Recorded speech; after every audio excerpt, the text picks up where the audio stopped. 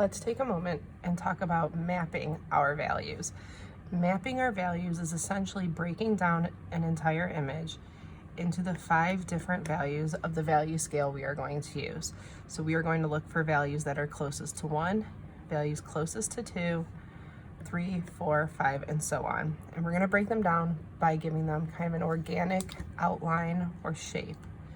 So for example, just looking at the picture of my dog here, I'm going to try to block out some of those sections or values that are similar all the way through. So in his ear, he has this light section. Here's another one over here.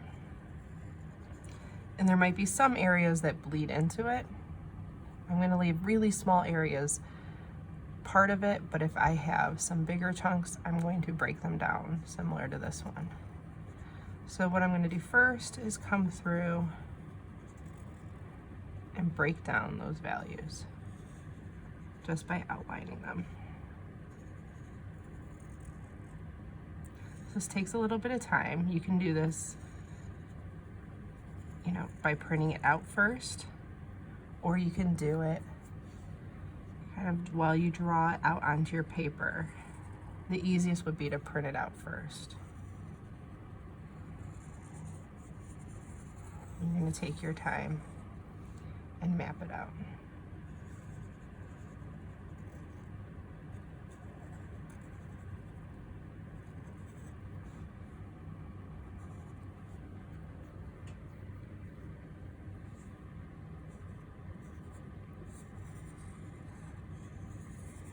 Once you have those mapped out areas blocked, so I'm just going to do the top half here for demo purposes, but I would keep going. Then we're going to sit there and try to match it the best to one of the values on the value scale. So if you squint, you can kind of get a better idea. While this is still pretty light, this might be between a 1 and a 2. I might, for the sake of the picture being kind of darker, make this a 1. And I'm going to label all of my areas. I'm gonna make this one a 2. I think I'm gonna make this one a 2. I'm gonna make this one a 3,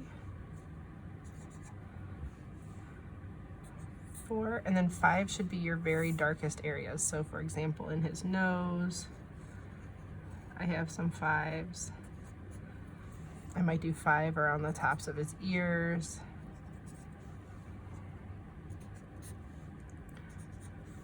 But I'm going to label out where each of these values go. Then when we get to the project, these values coincide with one of the values you chose for your Zentangle pattern. So the lighter the pattern, the more white, the darker the pattern, the more black marker you use. And we're going to use those to fill these spaces in.